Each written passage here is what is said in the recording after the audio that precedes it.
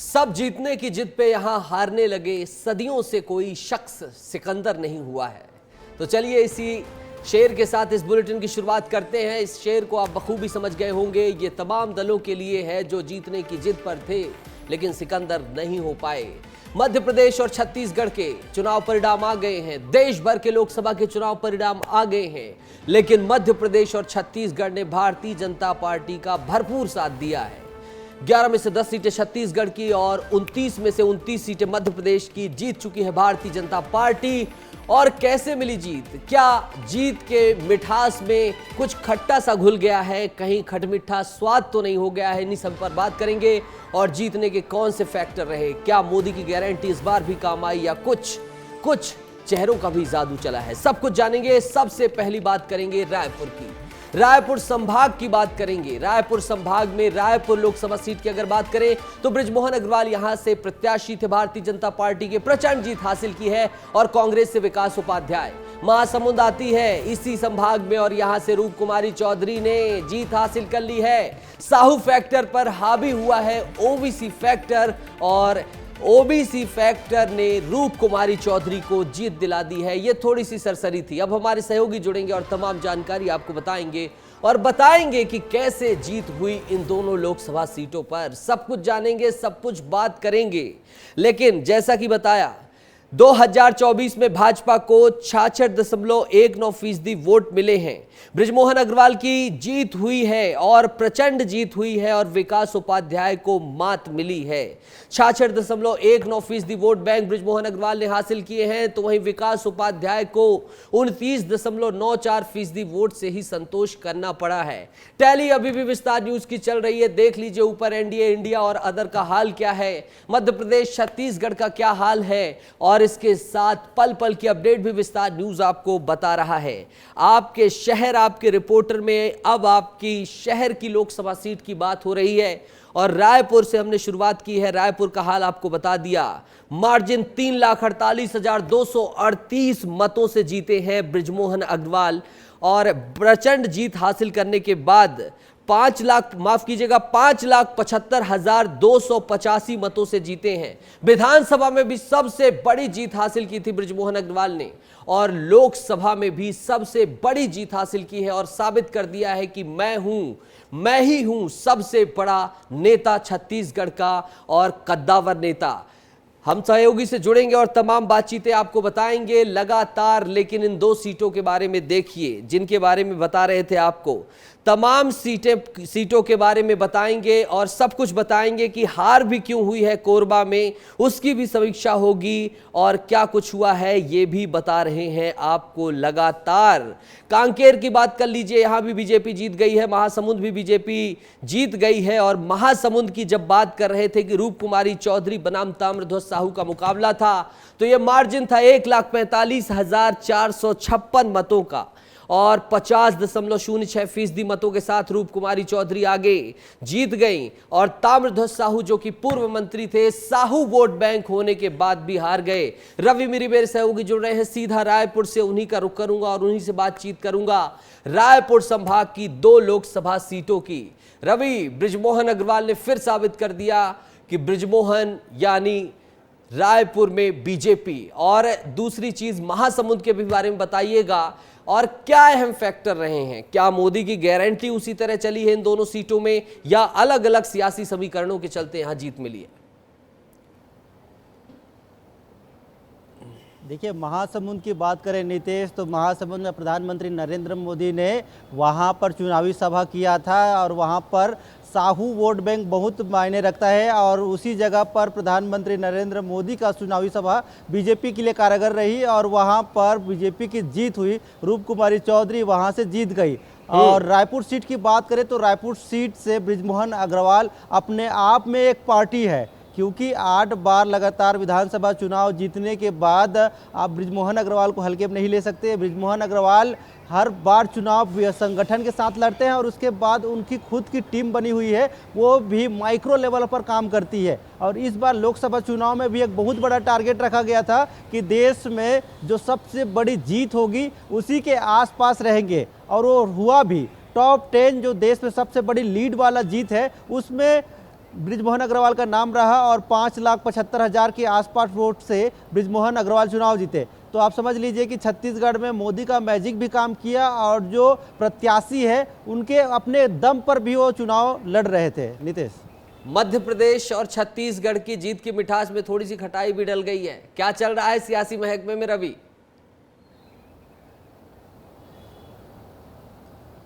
देखिए, छत्तीसगढ़ की सियासी महकमे में कुछ अभी खास ऐसी राजनीतिक चर्चा नहीं है जिसके बारे में आपको बताएं कि दिल्ली तक जोड़ा जा सके। लेकिन एक बड़ी जानकारी मैं आपको दे दे रहा हूं ने इतनी कि बड़ी जीत हासिल की है सांसदों को और एनडीए सरकार बनाने जा रही है। क्या बृजमोहन अग्रवाल के समर्थकों में उत्साह नहीं है कि अब हमारे क्षेत्र से हमारे लाडले बृजमोहन मंत्री बनने जा रहे हैं? अभी ऐसी कोई हलचल नहीं है क्या? देखिए, कई नाम हैं जिनके नाम पर चर्चा चल रही है। उन नामों का भी अभी जिक्र कर लेते हैं। बृजमोहन अग्रवाल छत्तीसगढ़ के बड़े लीडर हैं और बीजेपी के वरिष्ठ नेता हैं, तो उनके नाम पर तो चर्चा हो ही रही है। इसके अलावा राजनांदगांव से संतोष पांडे, उनके नाम पर पहले भी चर्चा हो रही थी और जब उनको दोबारा टिकट भी मिला, दोबारा मौका भी मिला, तब भी चर्चा हुई थी। और एक और नया नाम इसलिए जोड़ा जा रहा है क्योंकि छत्तीसगढ़ में 2 बीजेपी की महिला सांसद बनी है, तो दोनों में से किसी एक को भी इस रेस में जोड़ा जा रहा है। इसमें कमलेश जांगड़े और महासमुंद से रूपकुमारी चौधरी ठीक है रवि, बहुत बहुत शुक्रिया, बहुत बहुत धन्यवाद। माफी चाहूंगा, वक्त इतनी ही इजाजत देता है क्योंकि और भी 4 संभाग हैं। बहुत बहुत शुक्रिया जुड़ने के लिए। आ जाइए अगले संभाग का रुख करते हैं और बस्तर जो कि एसटी के लिए रिजर्व सीट है। यहां भारतीय जनता पार्टी के सामान्य से कार्यकर्ता, यानी जो सरपंच था कभी, वो कांग्रेस के कद्दावर जो कि पूर्व मंत्री भी हैं और वर्तमान विधायक है कवासी लखमा, 6 बार से अजय कवासी लखमा को कहा जाता है, मात दे चुके हैं। महेश कश्यप ने जीत हासिल की है, एसटी आरक्षित सीट है। कांकेर भी इसी संभाग में आती है और यह भी एसटी आरक्षित सीट है और बीजेपी से यहां भोजराज नाग ने बहुत ही माइक्रो जीत हासिल की है, कम वोटों के मार्जिन से। वहीं कांग्रेस से वीरेश ठाकुर को पराजय का सामना करना पड़ा है। अगर 2024 में की बात की जाए तो भाजपा को 45.5% वोट मिले हैं बस्तर में और संजय ठाकुर जुड़ गए हैं ज्यादा जानकारी के साथ, सीधे उन्हीं का रुख करेंगे। और संजय जुड़ रहे हैं हमारे साथ। संजय, कांकेर से शुरुआत करता हूं, फिर बस्तर में चलेंगे। कांकेर में इतनी दिलचस्प लड़ाई क्यों हो गई? वीरेश ठाकुर की मजबूतियां भी बता दीजिएगा और क्या कमी रह गई कि इतने कम अंतर से हारना पड़ा एक पोलिंग बूथ से, लगभग अंदाजा मोटा माटी लगाया जाए, और फिर बस्तर का बता दीजिए। देखिए, वीरेश ठाकुर तो नीतीश मजबूत ही दिखे, कमजोरी लगता है कांग्रेस में थी कि उनके टिकट फाइनल करने में समय लग गया। अगर वीरेश ठाकुर को 10-15 दिन का समय और मिलता, शुरुआती दौर में ही अगर उनका टिकट फाइनल कर दिया जाता, क्योंकि कांग्रेस के पास और कोई बड़ा चेहरा नहीं था कांकेर में। ऐसे में जब वीरेश ठाकुर को ही उन्हें अपना चेहरा बनाना था तो इतनी देरी क्यों की, अब ये सवाल लगातार उठाया जा रहा है। सिर्फ 1884 वोट से हार गए, पिछले बार भी 6000 से कम वोटों से हारे थे। इस बार भी जो है वो जीत के बिल्कुल करीब पहुंच कर रुक गए। तो ऐसे में ये मलाल उनके जीवन भर रहेगा कि 2-2 चुनाव में, लोकसभा में ये अंतर बहुत छोटा होता है। ऐसे में वीरेश ठाकुर सिर्फ 1884 वोट से हारे हैं। और वहीं भोजराज नाग जो है, क्योंकि देखिए एक बात जो बहुत साफ वहाँ नजर आ रही थी कि वीरेश ठाकुर साफ सुथरी छवि के व्यक्ति हैं, लेकिन जो स्थानीय कांग्रेसी नेता थे वो बहुत ज्यादा उन्हें समर्थन करते नजर नहीं आ रहे थे। हमने इससे पहले देखा था, चुनाव से वोटिंग से पहले जो है वहां पर कई तरह के बवाल के सुर उठ रहे थे। तो एक ही कारण ये भी है, लेकिन इसके बावजूद सबसे बड़ा कारण है वो ये है कि उनकी टिकट फाइनल करने में कांग्रेस ने देरी कर दी। और संजय 18,000 से कुछ ही ज्यादा वोट नोटा को पड़े हैं। अगर वो नोटा के वोट खींच लिए जाते तो वीरेश ठाकुर आज जश्न मना रहे होते। देखिए, नोटा बस्तर में कितना बड़ा फैक्टर है। अगर कांकेर के अलावा मैं बस्तर सीट की बात करूं तो तीसरे नंबर पे बस्तर सीट में नोटा है।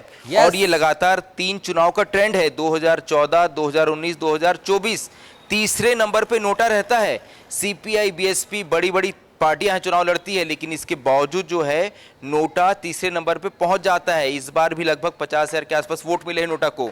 तो यहाँ पर नोटा तो बहुत बड़ा फैक्टर है नीतीश, इसे अब मानना ही होगा हर राजनीतिक दल को।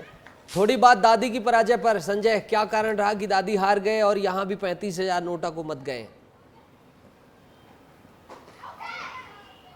देखिए बड़ा दिलचस्प मुकाबला था यहाँ, क्योंकि कवासी लखमा 6 बार के विधायक हैं, लोकप्रिय नेता है, किसी पहचान के मोहताज नहीं है, अपने बयानों के लिए जाने जाते हैं।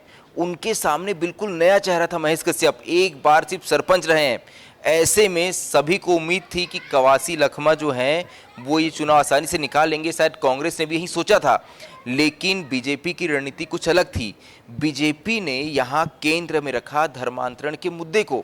लगातार महेश कश्यप पिछले लंबे वक्त से धर्मांतरण के खिलाफ यहाँ आवाज उठाते रहे हैं और यही वजह है, इसका फायदा उन्हें इस चुनाव में देखने को मिला। और सबसे खास बात जिसको नोट करना चाहिए कि दीपक बैच पीसीसी अध्यक्ष के क्षेत्र से ही, उस विधानसभा क्षेत्र से, चित्रकूट विधानसभा क्षेत्र से कवासी लखमा पिछड़ गए थे, लगभग 7,000 कम वोट पड़े वहां कांग्रेस को। तो ये बहुत चिंता का विषय है कि खुद पीसीसी चीफ अपने क्षेत्र से लखमा को लीड नहीं दिला पाए। बिल्कुल संजय, और कल यही सवाल पूछा था, तब किनारा कर गए थे दीपक बैज। बहुत बहुत शुक्रिया जुड़ने के लिए और तमाम जानकारी गहराई से विश्लेषण शेयर करने के लिए। आगे चलेंगे, अगले संभाग का रुख करेंगे, यानी कि दुर्ग का। राजनांदगांव से बीजेपी के संतोष पांडे ने मात दी है कांग्रेस से प्रत्याशी और पूर्व मुख्यमंत्री भूपेश बघेल को। वहीं दुर्ग की अगर बात की जाए, यहां से भूपेश बघेल के भतीजे भारतीय जनता पार्टी के विजय बघेल बहुत विशाल जीत जीतने में सफल हो गए हैं और राजेंद्र साहू को मात मिली है, जो कि करीबी हैं भूपेश बघेल के। तो यहां पर जो है बड़ी सफलता मिली है और दिलीप शर्मा जुड़ गए हैं ज्यादा बातचीत के लिए। दिलीप, राजनांदगांव और दुर्ग जीत के अहम कारण भारतीय जनता पार्टी के बता दीजिएगा, और क्या गलती कर बैठी कांग्रेस की, ये ना करती तो शायद इनके पक्ष में चीजें हो जाती। देखिए नितेश, दुर्ग संभाग में 2 लोकसभा सीटें आती है, जिसमें राजनांदगांव और दुर्ग लोकसभा सीट है। यहाँ पर सबसे बड़ा बीजेपी का वोट फैक्टर रहा है हिंदुत्व को लेकर। यहाँ पे बीजेपी ने बहुत बड़ा कैंपेन किया था।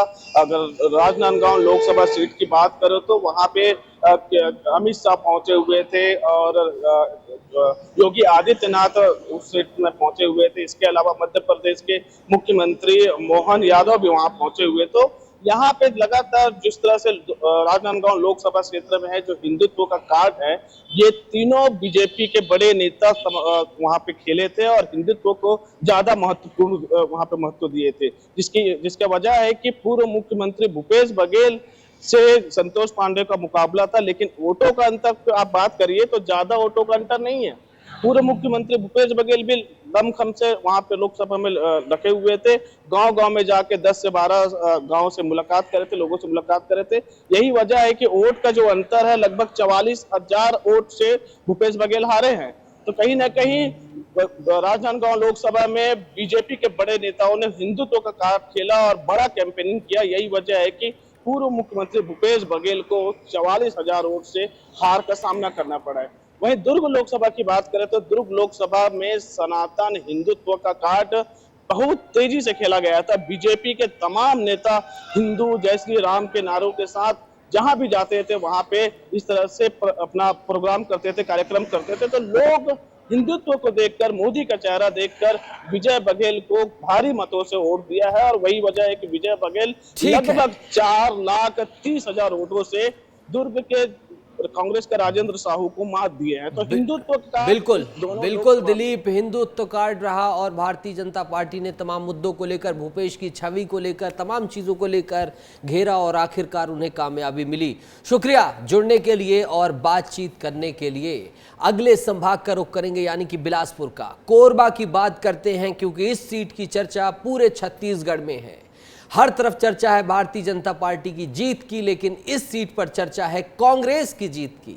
हार की चर्चा नहीं करना चाहिए क्योंकि ये राजनीति में और स्वस्थ परंपरा का वाहक नहीं है। यहां से कांग्रेस की ज्योत्सना महंत ने जीत हासिल की है और सरोज पांडे को हार मिली है। वहीं बिलासपुर की अगर बात की जाए तो यहां बीजेपी के तोखन साहू को जीत हासिल हुई है और कांग्रेस से देवेंद्र सिंह यादव को मात मिली है। बहुत ताकत लगाई कांग्रेस ने, खुद राहुल गांधी भी पहुंचे, लेकिन इस सीट पर खाता नहीं खुल पाया और कांग्रेस को हार का सामना करना पड़ा। वहीं जांजगीर चांपा एससी सीट है, यहां बीजेपी के कमलेश जांगड़े ने जीत हासिल की और शिव कुमार डहरिया को मात मिली, पूर्व मंत्री। रायगढ़ एसटी आरक्षित सीट है और बीजेपी के नए नवेले चेहरे राधेश्याम राठिया ने कांग्रेस की राजघराने से आने वाली डॉक्टर मेनका देवी सिंह को मात दे दी और इन्हीं सीटों पर बातचीत करने के लिए आशीष दुबे जुड़ गए हैं। आशीष का सीधा रुख करेंगे।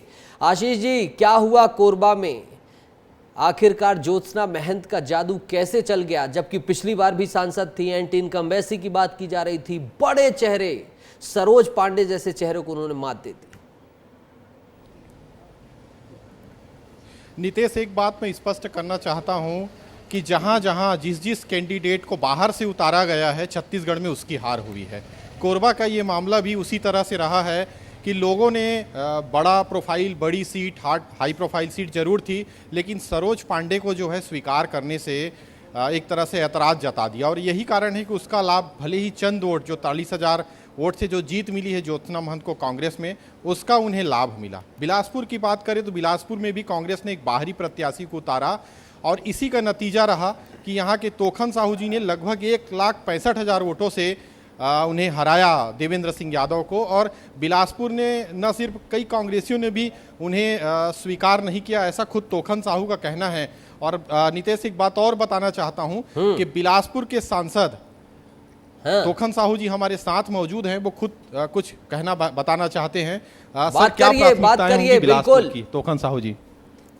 सबसे पहले तो मैं आपके माध्यम से बिलासपुर संसदीय क्षेत्र की जनता, हमारी माताएं, बहनें, हमारे नौजवान साथी, हमारे किसान भाई, मैं सबका अभिनंदन करता हूं, जिनका आशीर्वाद, जिनका सहयोग, जिनका स्नेह मिला। बिलासपुर का गौरव बढ़े, बिलासपुर का सम्मान बढ़े, बिलासपुर विकास की दृष्टि से हर क्षेत्र में आगे बढ़े, इसके लिए मैं प्रयास करूंगा।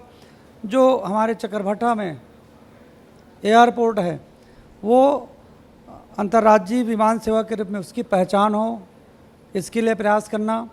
बिलासपुर से डोंगरगढ़ जो रेल परियोजना जो का काम है, जो रुका हुआ है, उसको प्राथमिकता के साथ पूरा कराने के लिए मैं प्रयास करूंगा। और बिजली, सड़क, पानी, शिक्षा, स्वास्थ्य, जो मूलभूत जो हमारी आवश्यकताएं हैं, उसके लिए, उनके विकास के लिए निरंतर मैं प्रयास करूंगा। बिलासपुर जोन है, सबसे बड़ा जोन है और रेलवे की जो व्यवस्थाएं फिलहाल चौपट हो चुकी है। ट्रेनें कभी भी लेट कर दे रहे हैं, खाने पीने को लेकर समस्याएं हैं यात्रियों के, और भी चूंकि जोन है इसलिए ये बिलासपुर, रायपुर, नागपुर जैसे मंडल हमारे अधीन है, तो यात्रियों को दिक्कत ना हो, इसके लिए क्या आप प्रयास करेंगे साहू जी? देखिए, यात्रियों की सुविधाओं को ध्यान में रख करके जो लेट लतीफियाँ हो रही है या रद्द हो रहे हैं, उसके लिए माननीय रेल मंत्री से बातचीत करेंगे।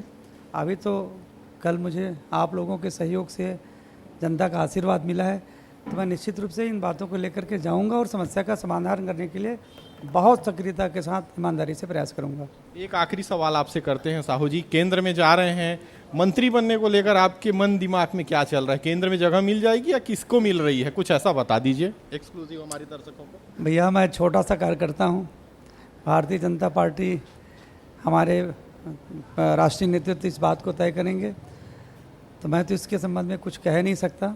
पार्टियां जो जिम्मेदारी देगी उसका बहुत ईमानदारी से निर्वहन करूंगा।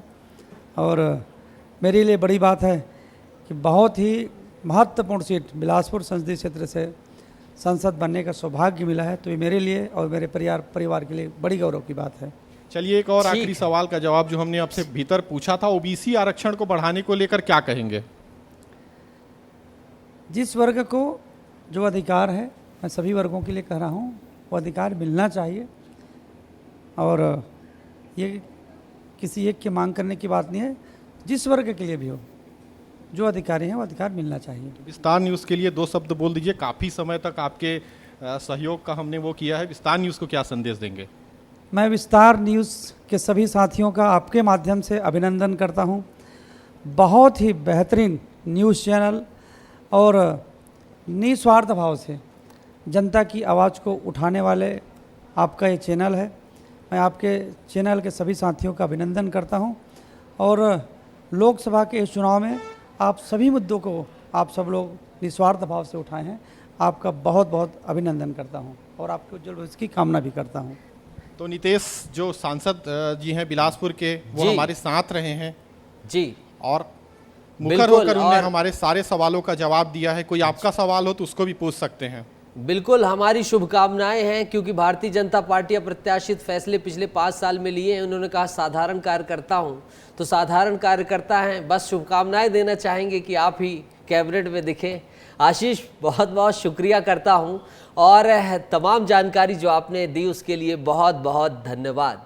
आगे बढ़ेंगे और सरगुजा का रुख करेंगे, जहां सरगुजा में बीजेपी के चिंतामणि महाराज इन्होंने जीत हासिल कर ली। कांग्रेस पार्टी से भारतीय जनता पार्टी में आए और भारतीय जनता पार्टी का कमल हाथ में लेकर चले और कमल खिलाने में सफल हो गए। वहीं कांग्रेस से शशि सिंह महिला चेहरे को उतारा गया था और इस चेहरे पर टीएस सिंहदेव ने भी पूरा विश्वास जताते हुए ताकत लगाई थी, लेकिन एक बार फिर मात मिली है और अप्रत्यक्ष रूप से टीएस सिंहदेव की भी मात इसे माना जा रहा है। दिलीप जायसवाल हमारे साथ जुड़ गए हैं ज्यादा जानकारी के साथ, सहयोगी सीधा उनका रुख करेंगे और उन्हीं से बातचीत करेंगे। दिलीप, चिंतामणि महाराज के प्रति इतना चल रहा था कि कांग्रेस से आए हैं लेकिन जीत गए। प्रधानमंत्री मोदी ने यहाँ पर रैली की थी, सभा की थी, उसी सभा का असर है या फिर कुछ और है जो असर हम देख नहीं पा रहे?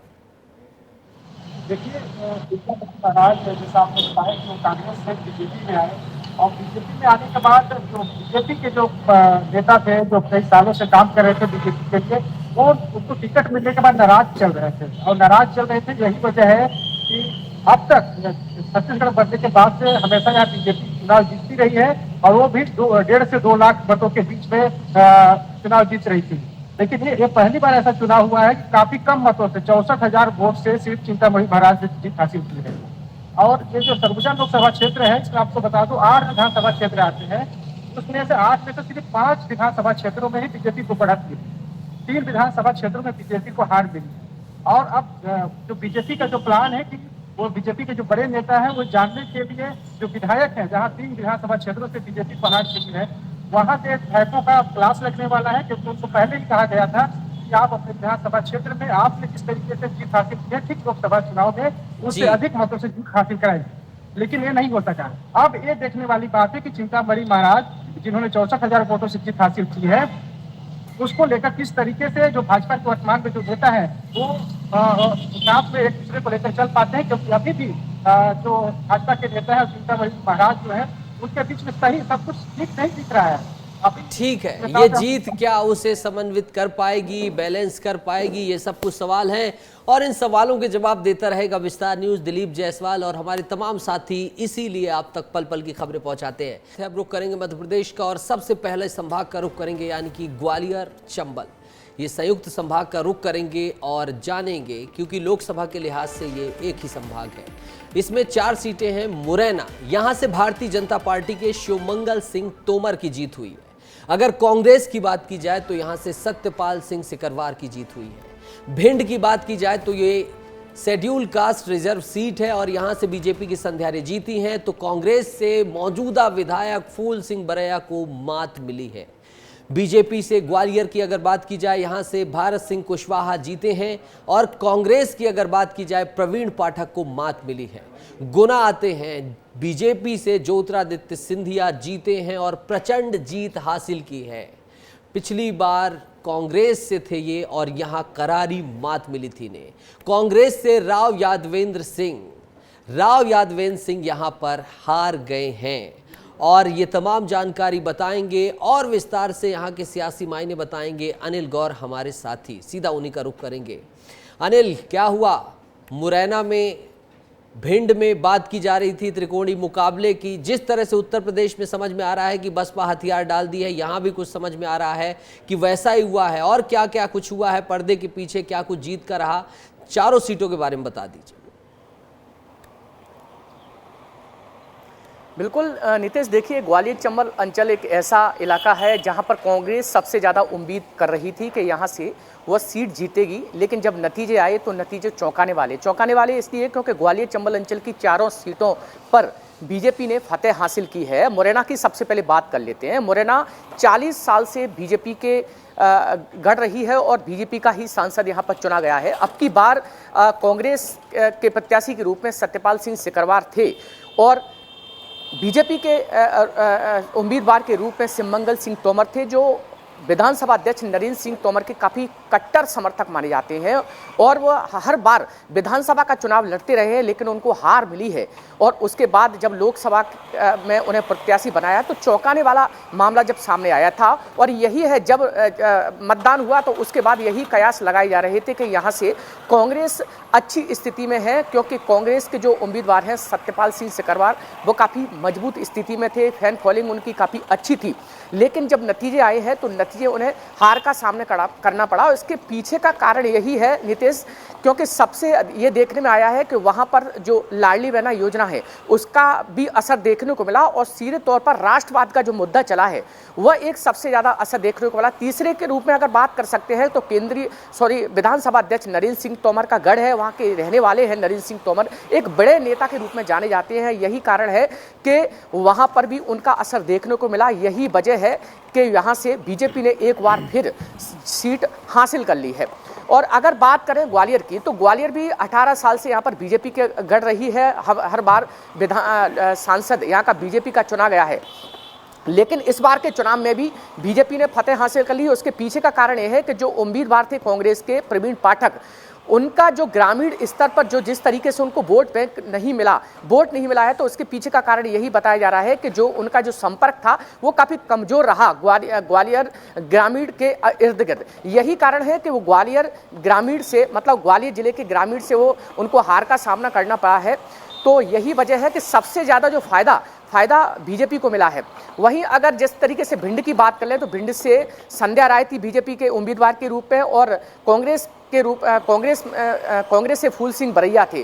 फूल सिंह बरैया के सबसे बड़ा नेगेटिव ये रहा क्योंकि वो अपने जो उनके बयान होते हैं वो काफ़ी सुर्खियों में रहते हैं। यही कारण है कि वो किसी जातिगत आधार को मानकर अपने बयान देते हैं। तो कहा जा सकता है कि जो सवर्ण वर्ग है वो उनसे लगातार नाराज रहा, और यही कारण है कि जो सवर्ण वर्ग की नाराजगी कहीं ना कहीं एक हार का कारण फूल सिंह बरैया के पीछे रही है। नीतीश, ठीक है। और ग्वालियर की बात की जाए, भारत सिंह कुशवाहा जीत गए और ज्योतिरादित्य सिंधिया ने प्रचंड जीत हासिल की है गुना में। अनिल, बिल्कुल, देखिए गुना में प्रचंड जीत हासिल की है, और इसका सबसे बड़ा कारण ये मान सकते हैं आप कि जिस तरीके से साल 2019 में ज्योतिरादित्य सिंधिया की हार हुई और अब की बार रिकॉर्ड मतों से उन्होंने चुनाव जीता है, तो कह सकते हैं कि जो हार का जो पुराना जो कोटा था वो पूरी तरह से भर चुका है। क्योंकि जिस तरीके से लगातार कैंपेन किया था ज्योतिरादित्य सिंधिया ने, वो खुद लगे रहे, उनकी पत्नी लगी रही, उनके बेटा लगे रहे, लगातार दिन रात वो कैंपेन करते रहे, और इतनी भीषण गर्मी में बड़ी बात कही है आपने, उनके परिवार का कैंपेनिंग काम आया। ग्वालियर की भी संक्षिप्त त्वरित प्रतिक्रिया दे दीजिए अनिल। ग्वालियर में भारत सिंह कुशवाहा ने वापसी कर ली है, प्रवीण पाठक को मात मिल गई है। बिल्कुल, देखिए नीतीश, अगर ग्वालियर की बात करें तो ग्वालियर में सबसे बड़ा अगर कारण कहा जाए तो जिस तरीके से जैसे कांग्रेस के उम्मीदवार थे प्रवीण पाठक, उनकी जो पकड़ थी ग्रामीण स्तर पर वो काफ़ी कमज़ोर रही। यही कारण है कि एक तो प्रचार प्रसार में उनको कम समय मिल पाया, दूसरा कारण यह है कि वह सिर्फ शहरी क्षेत्र में ही घूमते रहे, जो समय उनको वहाँ पर ग्रामीण में देना चाहिए था वह ज़्यादा नहीं दिया। और यही कारण है कि लगातार वो ग्रामीण क्षेत्र में हारते हुए नजर आए। और ग्वालियर की भी कुछ सीटें ऐसी हैं जहाँ पर अगर ग्वालियर दक्षिण की बात की जाए या ग्वालियर की बात की जाए तो वहाँ से भी उनको करारी हार का सामना करना पड़ा है। तो जिस तरीके से बहुत बहुत शुक्रिया, वक्त इतनी ही इजाजत देता है बातचीत करने की, लेकिन आपने कम शब्दों में तमाम चारों लोकसभा सीटों के समीकरण बताए, उसके लिए बहुत बहुत शुक्रिया। सतना और शहडोल संभाग का रुख करेंगे, माफ कीजिएगा, रीवा और शहडोल संभाग का रुख करेंगे और यहां आने वाली तमाम लोकसभा सीटों की चर्चा करेंगे। सबसे पहली सीट रहेगी सतना, जिस पर कांटे की टक्कर थी, लेकिन भारतीय जनता पार्टी से गणेश सिंह ने एक बार और यहां से जीत हासिल कर ली है। और सुखलाल कुशवाहा के बेटे, उन्होंने जीत हासिल नहीं कर पाई, हार गए हैं सिद्धार्थ कुशवाहा। और हालिया में विधानसभा चुनाव जो हुआ था उसमें इन्होंने गणेश सिंह को हराया भी था, लेकिन लोकसभा में गणेश सिंह ने उस हार का बदला ले लिया है। वहीं अगर रीवा की बात की जाए तो यहां से भारतीय जनता पार्टी के जनार्दन मिश्रा ने भी एक बार फिर से जीत हासिल की है और कांग्रेस से नीलम मिश्रा को चुनाव हराया है, जो कि कुछ ही दिनों पहले कांग्रेस में गए और सिमरिया विधानसभा से उनके पति अभय मिश्रा विधायक थे, तो यहां भी बड़ा रोचक एक चीज देखने को मिली है। सीधी से बात की जाए, रीति पाठक के जाने के बाद ये सीट रिक्त हुई और राजेश मिश्रा ने बखूबी इस सीट को हासिल कर लिया और कमलेश्वर पटेल, पूर्व मंत्री मध्य प्रदेश, इन्हें मात दे दी। शहडोल की बात की जाए, जो कि एसटी आरक्षित सीट है, यहां से बीजेपी के हिमाद्री सिंह जीते और फुंदे लाल सिंह मार्को को हार का सामना करना पड़ा। और इन्हीं चारों सीटों के बारे में हम अपने सहयोगी के साथ जुड़ेंगे और जानेंगे कि आखिर क्या वजह रही कि एक बार फिर से गणेश सिंह जीत गए, चौथी बार जनार्दन मिश्रा तीसरी बार, और नई सीट पर, फ्रेश सीट पर भी भारतीय जनता पार्टी ने सीधी में भी झंडे गाड़ दिए और शहडोल में भी जीत हासिल कर ली। और ये चारों सीटें जो हैं, ये बहुत ही दिलचस्प सीटें थीं, यहाँ पर सभी की नज़रें थीं और कयास लगाए जा रहे थे कि यहाँ एंटी इनकम वैसी दिखेगी, लेकिन नहीं दिखी। विवेक तिवारी हमारे साथ जुड़ गए हैं, सीधा उनका रुख करेंगे। विवेक, सतना को लेकर सबसे ज्यादा निगाहें थी। सिद्धार्थ कुशवाहा कुछ ही समय पहले, महीनों पहले गणेश सिंह को मात दे चुके थे और इस बार कहा जा रहा था कि कुशवाहा वोट इकट्ठा है, लेकिन कुछ ऐसा नहीं हुआ। गणेश सिंह का तिलिस्म एक बार फिर से लोकसभा में चल गया। इसके साथ रीवा, शहडोल, सीधी, इनका भी सियासी समीकरण बता दीजिएगा कि कैसे कैसे जीते यहाँ के प्रत्याशी भारतीय जनता पार्टी के। बिल्कुल नितेश, आपने कहा कि सतना में कांटे की टक्कर देखी गई, क्योंकि सतना लोकसभा सीट विंध्य की एकमात्र ऐसी लोकसभा सीट थी जहां सबसे ज्यादा कड़ा मुकाबला देखा गया, जिसमें गणेश सिंह ने 5वीं बार सांसद चुने गए हैं। अगर बात करें पूरे विंध्य की, तो विंध्य में गणेश सिंह 5वीं बार, तो वहीं रीवा से जनार्दन मिश्रा तीसरी बार और शहडोल संसदीय सीट से हिमाद्री सिंह दूसरी बार, तो वहीं राजेश मिश्रा पहली बार सीधी से सांसद चुने गए हैं। सतना की बात करें तो सतना में त्रिकोणीय मुकाबला देखा गया। सतना से जहां एक बार फिर विधानसभा के चुनावी मैदान पर उतरे गणेश सिंह और सिद्धार्थ कुशवाहा एक बार फिर सांसदीय सीट से सामने हो गए, तो वहीं बहुजन समाज पार्टी से पूर्व विधायक नारायण त्रिपाठी चुनावी मैदान से उतरने से मुकाबला कांटे का हो गया। और ये विंध्य की एक ऐसी सीट हो गई जहां से जीती हुई बाजी को बहुजन समाज पार्टी ने कांग्रेस से छीन लिया, क्योंकि ये बड़ा मुकाबला देखा गया। यहां पर बहुजन समाज पार्टी ने 1,80,000 वोट पाए और ये जो 84,000 की जीत गणेश सिंह ने 5वीं बार सतना संसदीय सीट से जीती है, उसमें एक बहुत बड़ा रोल बहुजन समाज पार्टी का रहा है। और विंध्य हमेशा से ऐसी यहाँ की जो भूमि रही है और यहाँ का जो परिवेश रहा, वो बहुजन समाज पार्टी को लेकर हमेशा मजबूत रहा, लेकिन धीरे धीरे वो कैडर गिरा है। लेकिन यह संसदीय सीट बहुत मजबूत रही और ये कहा जाए कि सतना संसदीय सीट में बहुजन समाज पार्टी का जल्दी बतावा विवेक, इतना टाइम नहीं है हमरे लगे, बहुत सारी संभागन में जाने हैं। बिल्कुल, अब रीवा की बात कर लेते हैं, क्योंकि रीवा संसदीय सीट से जनार्दन मिश्रा तीसरी बार चुनावी मैदान पे थे और उन्होंने जीता। 2009 के बाद भारतीय जनता पार्टी का इस संसदीय सीट में कब्जा है। यहाँ से नीलम अभय मिश्रा कांग्रेस पार्टी से चुनावी मैदान में थी। अंतिम समय में समय भी कम मिला, एक बहुत बड़ा कारण ये भी था कि कम समय में हर जगह पहुंच पाना मुश्किल हो गया कांग्रेस के लिए। एक हार की वजह ये भी रही और बीजेपी के लिए बहुत मजबूत सीट मानी जाती है, क्योंकि यहाँ से डिप्टी सीएम भी आते हैं। अब बात कर लेते हैं सीधी संसदीय सीट से, तो सीधी संसदीय सीट से डॉक्टर राजेश मिश्रा चुनावी मैदान में थे भारतीय जनता पार्टी से। यहाँ से रीति पाठक पहले सांसद हुआ करती थी, लेकिन जब वो विधानसभा चली गई तो यहाँ से राजेश मिश्रा को भारतीय जनता पार्टी ने उम्मीदवार बनाया और सामने कमलेश्वर पटेल जो पूर्व मंत्री थे, एक बहुत बड़ा क्षेत्र माना जाता है सीधी का, और इनके पिताजी इंद्रजीत पटेल भी एक अच्छा वर्चस्व रखते थे सीधी संसदीय सीट से। तो ये कांटे का मुकाबला यहाँ भी था, लेकिन बड़ी जीत राजेश मिश्रा को मिली है। ठीक है विवेक, बहुत बहुत शुक्रिया जुड़ने के लिए, तमाम जानकारी साझा करने के लिए और बारीक विश्लेषण देने के लिए। चलिए महाकौशल का रुख करते हैं, क्योंकि यहाँ पर बहुत बड़े किले को भारतीय जनता पार्टी ने ढहाया है, ना सिर्फ यहाँ पर सेंध लगाई है। महाकौशल की अगर बात करें, यानी कि जबलपुर संभाग की हम प्रमुखता बात कर रहे हैं, इसमें आने वाली लोकसभा सीटों में पहली सीट जबलपुर। राकेश सिंह की विरासत को आशीष दुबे ने बखूबी निभाया है, उसे आगे ले गए हैं और यहां पर जीत हासिल की है भारतीय जनता पार्टी की तरफ से। तो वहीं कांग्रेस के दिनेश यादव, ओबीसी बनाम ब्राह्मण लड़ाई बनाई गई थी लेकिन उन्होंने जीत हासिल कर ली।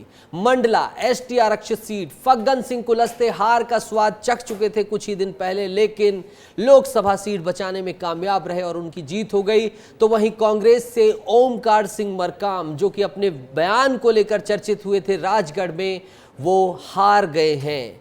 बालाघाट में भारती पारधी ने जीत हासिल कर ली है। तो वहीं कांग्रेस के सम्राट सारस्वत को हार मिली है। छिंदवाड़ा में विवेक बंटी साहू ने नकुल नाथ को हराकर इतिहास में, मध्य प्रदेश की राजनीति के इतिहास में अपना नाम दर्ज करा लिया है।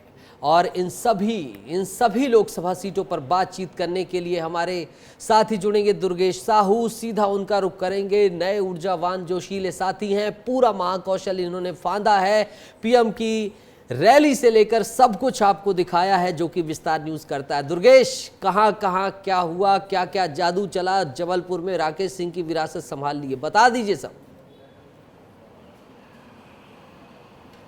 बिल्कुल नितेश, देखिए एक बार फिर महाकौशल क्षेत्र बीजेपी का गढ़ बनकर उभरा है और जिस तरीके से चारों लोकसभा सीट पर बीजेपी ने अपनी परफॉर्मेंस दी है वो वाकई सराहनीय है, क्योंकि मंडला सीट एक ऐसी सीट लग रही थी जो डाउट चल रही थी बीजेपी के लिए भी और कांग्रेस के लिए भी, क्योंकि मंडला में फग्गन सिंह कुलस्ते को मैदान में उतारा था जो पहले विधानसभा चुनाव अपनी ही विधानसभा क्षेत्र से हार गए थे।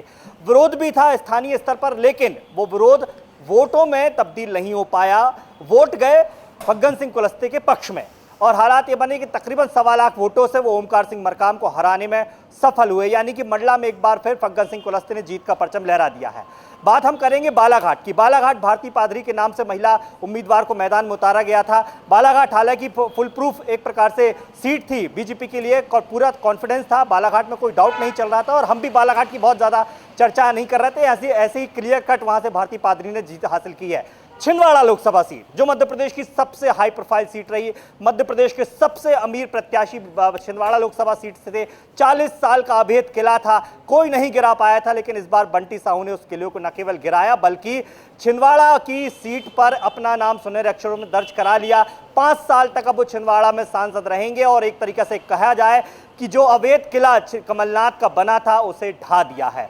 तमाम प्रयास हुए, पार्टियां बदली गई, विधायक तक छिंदवाड़ा के अमरवाड़ा क्षेत्र के आ गए, महापौर तक ने साथ छोड़ दिया। दीपक सक्सेना सबसे वफादार कहे जाते थे कमलनाथ के, वो भी खेमे में आ गए बीजेपी में। अमित शाह ने भी पूरा जोर दिया। आखिरी दिन हमने वहां पर देखा था कि रैली की गई थी, तमाम लोगों को साथ में लेकर मैदान में उतरे और जो आदिवासी सीट, आदिवासी बहुल क्षेत्र जिसे कहा जाता है, वहां पर भी अच्छी खासी बढ़त लेकर जो है बंटी साहू ने अपनी जीत दर्ज की है। और आखिरी में आऊंगा नीतीश, जबलपुर वैसे ही 1996 के बाद से बीजेपी के हाथों से नहीं गया है, अच्छी खासी बढ़त के साथ हमेशा से जीत दर्ज की है और इस बार भी रिकॉर्ड मतों से जबलपुर की जनता ने बीजेपी का साथ दिया है। 4,86,000 वोट जो अब तक का सबसे बड़ा रिकॉर्ड है जबलपुर के लिए, उससे आशीष दुबे जीते हैं। यानी कि पिछले 20 सालों से राकेश सिंह की जो संसदीय चली आ रही थी उसकी विरासत को आगे बढ़ाते हुए आशीष दुबे ने जीत हासिल की है। कांग्रेस को एक बार फिर मुंह की खानी पड़ी, दिनेश यादव को मैदान पर उतारा था लेकिन बहुत कम वोट ले पाए। तमाम अभियान चले नीतीश, यहाँ पर नोट और वोट दोनों के अभियान चलाए गए, नोट भी दो वोट भी दो। कांग्रेस ने अभियान जबलपुर से शुरुआत की थी, पूरे मध्य प्रदेश को कैंपेन बनाया गया, लेकिन जितने पैसे इकट्ठे हुए थे कांग्रेस लेकिन के पास, कुछ काम नहीं आया और यहाँ पर मात मिली, ऐतिहासिक मात मिली। राकेश सिंह जितने वोटों से जीते थे उससे भी ज्यादा से जीते। शुक्रिया दुर्गेश जुड़ने के लिए और तमाम सीटों का समीकरण बताने के लिए। आगे चलेंगे, बुंदेलखंड की धरती का रुख करते हैं और सागर संभाग की तमाम लोकसभा सीटों की चर्चा करते हैं। सागर की बात करेंगे। यहाँ प्रधानमंत्री मोदी प्रचार करने आए थे लता वानखेड़े के लिए, जीत गई लता वानखेड़े। गुड्डू राजा बुंदेला को हरा दिया। टीकमगढ़ जो कि एससी आरक्षित सीट है, यहां से बीजेपी के वीरेंद्र कुमार खटिक जीत गए और कांग्रेस के पंकज अहिरवार की मात हो गई। तो वहीं दमोह राहुल लोधी ने जीत हासिल की और तरवर सिंह लोधी बनाम लोधी में एक बार फिर भारतीय जनता पार्टी यहां पर सफल हो गई है। और खजुराहो की बात की जाए, यहां से वीडी शर्मा प्रदेश अध्यक्ष भारतीय जनता पार्टी, उन्होंने ऐतिहासिक जीत हासिल की और AIFB यानी कि फॉरवर्ड ब्लॉक के प्रत्याशी RB प्रजापति को मात मिली, जिसका कि इंडिया गठबंधन ने समर्थन किया था। तो तमाम जो बुंदेलखंड का अंचल है उसकी सभी सीटें आपको बता दी। सागर में कौन कौन सी सीटें हैं। अंचल शुक्ला हमारे सहयोगी सीधा जुड़ रहे हैं, वरिष्ठ संवाददाता, सीधा उनका रुख करेंगे। अंचल, क्या हुआ? बुंदेलखंड ने फिर से भर भर कर प्रेम दिया। क्या थे यहाँ सियासी समीकरण? मोदी का जादू चला या फिर जो टिकटें थी, जातिगत समीकरण थे, वो ज़्यादा हावी थे जीत का मार्जिन को अगर देखते हुए बात करें तो? देखिए नीतीश, इसमें तो सबसे महत्वपूर्ण और सबसे पहले जिस सीट पे बात करनी चाहिए वो है खजुराहो, जिसपे कि बीडी शर्मा जो कि मध्य प्रदेश भारतीय जनता पार्टी के अध्यक्ष हैं, उन्होंने रिकॉर्ड मतों से जीत दर्ज करी। और इसके अलावा जो सबसे महत्वपूर्ण सीट रही वो थी सागर लता वानखेड़े, जो कि एक सामान्य कार्यकर्ता थी और प्रधानमंत्री नरेंद्र मोदी इनके प्रचार के लिए आए थे और आप देखिए इतनी ऐतिहासिक जीत इन्होंने दर्ज की। इसके अलावा टीकमगढ़ की अगर बात करें तो वहाँ से डॉक्टर वीरेंद्र कुमार खटीक जीते। और दमोह की अगर बात करें तो जिसको कहते हैं कि जब भारतीय जनता पार्टी की झोली में ही 29 की 29 सीटें गई हैं तो राहुल सिंह लोधी वो भी विजयी हुए हैं। तो कुल मिला के जो पूरा बुंदेलखंड था, जो लगातार विधानसभा चुनाव में भी अगर आप जाएंगे तो आप देखेंगे कि बुंदेलखंड ने अच्छा खासा साथ दिया था भारतीय जनता पार्टी का। और चाहे वहाँ से बात करें, और भारतीय जनता पार्टी ने भी सरकार में भले ही वरिष्ठ मंत्री चाहे भूपेंद्र सिंह रहे हों उनके स्थान पर, लेकिन गोविंद सिंह राजपूत का दबदबा बुंदेलखंड में धीरे धीरे जिस तरीके से बढ़ रहा है कार्यकर्ताओं में और जिस तरीके से पूरे क्षेत्र में वो अपना प्रभाव बना रोकना चाहूंगा, आपके पास फिर से आऊंगा, आप बने रहिएगा हमारे साथ, बात को जारी रखेंगे। बड़ी खबर आ गई है, जहां एनडीए की बैठक खत्म हो गई है। करीब 1 घंटे से चल रही इस बैठक पर पूरे देश की निगाहें थी, पूरे देश की निगाहें थी और अब यह बैठक खत्म हो गई है। नीतीश, शिंदे, नायडू ने समर्थन कर चिट्ठी सौंप दी है। तो भारतीय जनता पार्टी के कार्यकर्ता जिन्हें इंतजार था, समर्थन की बात थी, एनडीए गठबंधन को लेकर इस बैठक की चीजें थी, पूरे देश की आवाम जिन्हें इंतजार था कि क्या कुछ हो रहा है, तो इस बैठक की बड़ी खबर आपको बता रहा है विस्तार न्यूज। और सीधा चलेंगे पीएम आवास के सामने, जहां खबर वहां विस्तार न्यूज। अमृत तिवारी हमारे सहयोगी जुड़ गए हैं। अमृत, बड़ी बैठक, इसका इंतजार था, समर्थन दे दिया गया है, क्या कुछ जानकारी है और ज्यादा, और आगे क्या देख पा रहे हैं आप? नीतीश, अभी जो है 7 लोक कल्याण मार्ग जो कि प्रधानमंत्री नरेंद्र मोदी का सरकारी आवास है, यहाँ पे बैठक चल रही थी। आप देख सकते हैं गाड़ियों का काफिला यहाँ से गुजर रहा, अभी भी गुजर रहा है। यहाँ से जो तमाम जो बड़े नेता है वो यहाँ से जा चुके हैं। अब जो है जो खबर ये है कि समर्थन पत्र जो है एनडीए के घटक दलों द्वारा दे दिया गया है। और अब इसके बाद जो है जो बड़ी खबर यह है कि आज ही के दिन 7 से 8 बजे के बीच शाम को प्रधानमंत्री नरेंद्र मोदी और एनडीए के जो घटक दल हैं वो सरकार बनाने का दावा राष्ट्रपति के समक्ष पेश कर सकते हैं। इसके लिए बाकायदा राष्ट्रपति भवन जाने के लिए एक टाइम मांगा जा चुका है, वहां का रूट प्लान तैयार हो चुका है और यहीं से आपको बता दें कि प्रधानमंत्री मोदी उनका काफिला निकलेगा और उसके की तरफ पहुंचा। अभी जब यहां से थोड़ी देर पहले ही गृह मंत्री अमित शाह, जेपी नड्डा, बीजेपी के राष्ट्रीय अध्यक्ष, इसके अलावा नीतीश कुमार, क्या कहते हैं, आपको बता दें कि टीडीपी प्रमुख चंद्रबाबू नायडू और तमाम बड़े जो नेता हैं दूसरे एनडीए के घटक दलों के, वो अभी गुजरे हैं यहाँ से। अभी बैठक खत्म हुई है, निकले हैं और अब बैठक खत्म होने के बाद ये है कि तमाम निकलेंगे अमृत। लेकिन एक चीज बात चल रही थी सुबह से ही विस्तार न्यूज नजर बनाए हुए आपके माध्यम से, कुछ हार्ड डील की बात हो रही थी कैबिनेट को लेकर, क्या कुछ इस संदर्भ में भी जानकारी निकल कर आई है कि क्या कुछ अंदर बातचीत हुई है? जी देखिए, अभी भीतर खाने क्या बातचीत है वो तो बाहर सामने नहीं आ पाई है, लेकिन ये ज़रूर अटकलें लग रही हैं। और ये जो भीतर की जो पार्टी वाइज जो खबरें हमारे पास आई थी वो ये थी कि हार्ड बार्गेनिंग जरूर हो रही है, मंत्रालयों को लेकर मांग कर रही है। वहीं पे जो टीडीपी है उसकी कोशिश है कि 4 से 5 ले, जिसमें से 3 कैबिनेट और 3 एमओएस जो है वो उनके पाले में जाए। तो इस तरह की जो है डिमांड्स जो हैं वो अलग अलग घटक दलों की है। क्या कहते हैं, चिराग पासवान भी वो भी जो है एक जो अच्छा बार्गेन करने की मुद्रा में दिखाई दे रहे हैं। लेकिन नीतीश, मैं बताऊं, सबसे पहले कोशिश ये है कि सरकार गठन को लेकर के जो एक पूरे कुनबे में कॉन्फिडेंस दिख रहा है वो राष्ट्रपति के सामने पेश किया जाए। उसके बाद जो बातचीत का क्रम है वो एक दिन का नहीं, वो धीरे धीरे एक दो दिन में क्रम में वो उसको समेट लिया जाएगा। लेकिन ये कोशिश प्रधानमंत्री की नरेंद्र मोदी की सबसे पहले है कि बिना देरी किए, जैसे कि अगर भारतीय जनता पार्टी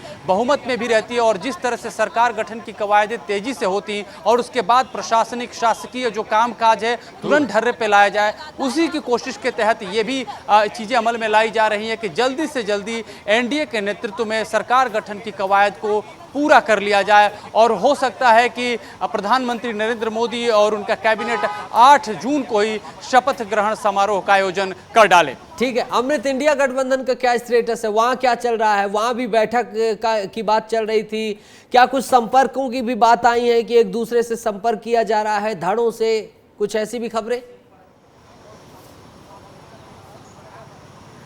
जी, इंडिया गठबंधन की बैठक जो है वो शाम को 6 बजे होने वाली है और इसमें तमाम जो इनके घटक दल के नेता हैं वो इसमें मौजूद रहेंगे, बैठेंगे मल्लिकार्जुन खड़गे उनके आवास पे, और ये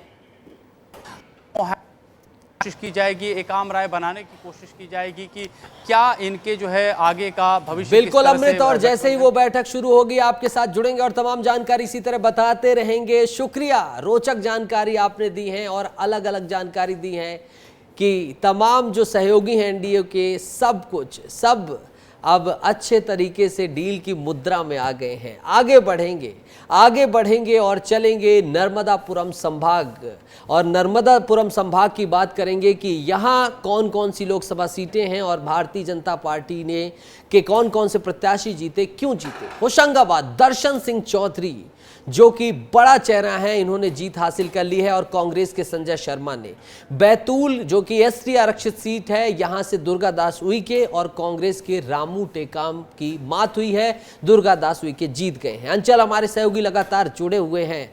अंचल, दर्शन सिंह चौधरी जीत गए हैं, और वहीं अगर बात की जाए बैतूल की, यहाँ भी भारतीय जनता पार्टी को जीत हासिल हुई है। क्या कुछ रहे सियासी समीकरण, और पहले भी जिस संभाग के आप बता रहे थे उसे भी बता दीजिए। देखिए, बुंदेलखंड संभाग की हम बात कर रहे थे। देखिए नीतीश, जिस तरीके से खजुराहो में भारतीय जनता पार्टी ने जीत हासिल की और इसके अलावा सागर दमोह में भी जिस तरीके से उन्होंने जीत हासिल की, ठीक इसी तरीके से उसी से लगा हुआ है होशंगाबाद, नर्मदापुरम जिसे अब कहने लगे हैं। नर्मदापुरम में भी 2 सीटें आती हैं। तो बैतूल में भी देखिए भारतीय जनता पार्टी का प्रत्याशी जीत रहा है, और होशंगाबाद में भी दर्शन सिंह चौधरी जो कि जीत रहे हैं। बैतूल सीट में जरूर लगातार जब चुनाव हो रहे थे, जब इलेक्शन हो रहे थे, उस दौरान ये लग रहा था कि कांग्रेस पार्टी जीत सकती है, लेकिन अब उसकी तो गुंजाइश ही नहीं रहेगी, उस पर तो बात ही नहीं करनी चाहिए। मध्य प्रदेश की किसी भी सीट पे कहा जा रहा था जहां वोटिंग परसेंटेज कम होगा वहां पर भारतीय जनता पार्टी को नुकसान हो सकता है। कहा जा रहा था कि कांग्रेस पार्टी कह रही थी कि हम 6 से 7 सीटें जीतेंगे, और उन सीटों पर वो ज्यादा जोर दे रही थी जो आदिवासी बाहुल्य है। पर आदिवासी बाहुल्य सीटों में भी आप देखिए किस तरीके से भारतीय जनता पार्टी बहुत ही ज्यादा महत्वपूर्ण बात कही है। आदिवासी बाहुल्य सीटों की संविधान की कॉपियां यहां काम नहीं आई, और यह भी अपने महत्वपूर्ण चीज है कि आखिर ऐसा क्यों हुआ। नाराज मत होइएगा अंचल जी, बुंदेलखंड को लेकर विस्तार से चर्चा नहीं हो पाई। बहुत बहुत धन्यवाद करता हूं जुड़ने के लिए और तमाम जानकारी साझा करने के लिए। आज आइए राजधानी यानी कि भोपाल संभाग की बात करते हैं, और पहली सीट रहेगी शिवराज सिंह चौहान की सीट। प्रचंड जीत, देश में तीसरी सबसे बड़ी जीत हासिल करने वाले चेहरे बने हैं इस बार के लोकसभा चुनाव में शिवराज सिंह चौहान, और उन्होंने विदिशा से ही पूर्व सांसद प्रताप भानु शर्मा को करारी मात दे दी है। भोपाल खास की बात करते हैं, यानी कि भोपाल लोकसभा सीट की, यहां से आलोक शर्मा अंतोगत्वा ये जीत हासिल करने में सफल हो गए और अरुण श्रीवास्तव को इन्होंने मात दे दी। राजगढ़ की बात की जाए तो यहां से रोडमल नागर ने दिग्विजय सिंह के पसीने छुड़ा दिए और उन्हें करारी मात दी है। तो भोपाल संभाग में आने वाली ये 3 लोकसभा सीटों की स्थिति है, और सबसे ज्यादा यहां चर्चा थी 2 सीटों की। एक सीट की चर्चा थी कि कौन कितने ज्यादा वोटों से जीतेगा, यानी कि शिवराज सिंह चौहान कितने वोटों से जीतेंगे, और एक सीट की चर्चा थी कि क्या दिग्विजय सिंह, जो कि कह रहे थे कि अब मेरा जो सियासत का पॉलिटिकल कैरियर है उसका अंतिम पड़ाव है, उनकी क्या स्थिति होगी, क्योंकि गृह क्षेत्र से भी लड़ रहे थे। कांग्रेस पार्टी ने कैलकुलेटेड सीटें दी थी और सब कुछ सोच समझकर उन्हें उतारा था, लेकिन हार मिल गई। विवेक जुड़ गए हैं तीनों ही सीटों के बारे में जानकारी देने के लिए। विवेक, राजगढ़ की पराजय, विदिशा की प्रचंड जीत और भोपाल में लंबे समय बाद जीत, इन तीनों सीटों को बता दीजिए क्या कुछ हुआ सियासी समीकरण।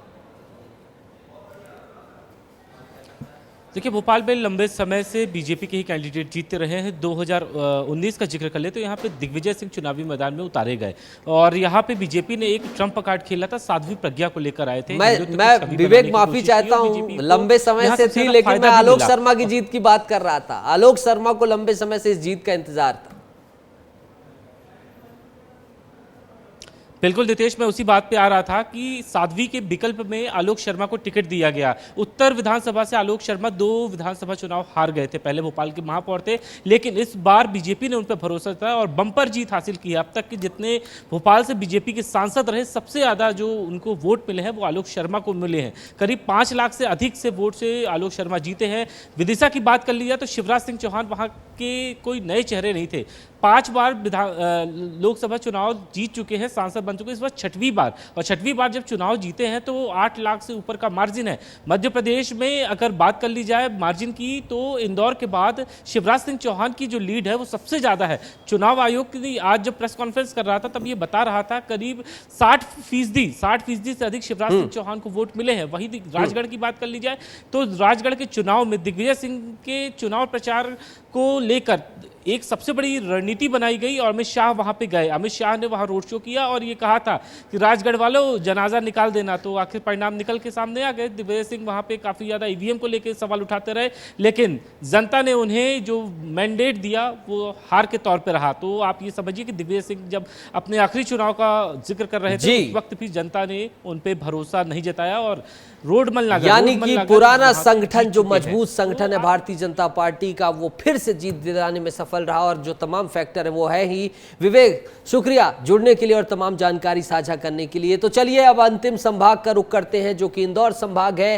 पहली सीट इंदौर, जिसकी पूरे देश में चर्चा हुई, इसलिए हुई क्योंकि यहां से कांग्रेस के प्रत्याशी हट गए थे, और दूसरी चर्चा अब है क्योंकि यहां से शंकर लालवानी ने ऐतिहासिक जीत हासिल की है और नोटा को लेकर यहां चर्चा खूब है। 3 चीजों के लिए अब इंदौर की चर्चा होने लगी। स्वच्छता के लिए अलग होती थी, शंकर लालवानी ने प्रचंड बहुमत जीता है और वहीं नोटा को भी ऐतिहासिक मत यहां पर डाले गए हैं। इंदौर संभाग में खरगोन आता है, यहां से गजेंद्र पटेल जीते हैं और पोरलाल खड़ते को मात मिली है। खंडवा से ज्ञानेश्वर पाटिल को जीत मिली है और कांग्रेस से नरेंद्र पटेल को मात। धार की बात करते हैं, एसटी आरक्षित सीट है, यहां पर भी कांग्रेस ने ताकत लगाई थी, लेकिन सावित्री ठाकुर बीजेपी की जीतने में सफल रहीं और राधेश्याम हार गए। पुनीत विजयवर्गीय हमारे साथ जुड़ गए हैं, सीधा उनका रुख करेंगे। पुनीत, इंदौर संभाग की सीटों की बात बता रहे थे, क्या कुछ कैसे हुआ बता दीजिए, यहां पर कैसे क्या हार हुई और कांग्रेस का एसटी कार्ड क्यों नहीं चल पाया यहां, ये भी बताइएगा।